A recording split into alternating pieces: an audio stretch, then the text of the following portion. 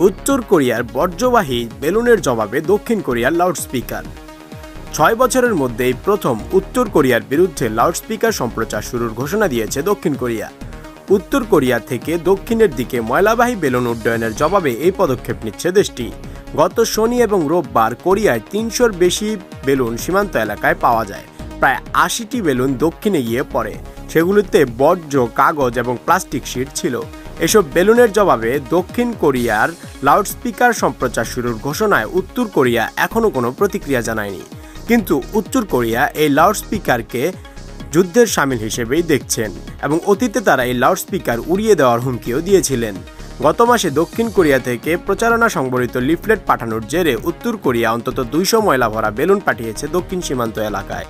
এই সপ্তাহে উত্তর কোরিয়া ফের দক্ষিণ কোরিয়ায় ময়লাবাহী বেলুন পাঠানো শুরু করেছে। গত শুক্রবার দক্ষিণ কোরিয়া থেকে উত্তর কোরিয়ার শাসক গোষ্ঠীর সমালোচনা করে পাঠানো 10 লিফলেটবাহী বেলুনের জবাবে পিয়ংইয়ং এই পদক্ষেপ নেয়। এরপরই দক্ষিণ কোরিয়ার ন্যাশনাল সিকিউরিটি কাউন্সিল বলছে তারা উত্তর কোরিয়ার বিরুদ্ধে রোববার থেকে লাউডস্পিকারে প্রচার শুরু করবে। 2018 সালের পর এই প্রথম আবার দক্ষিণ কোরিয়া এই পদক্ষেপ নিচ্ছে।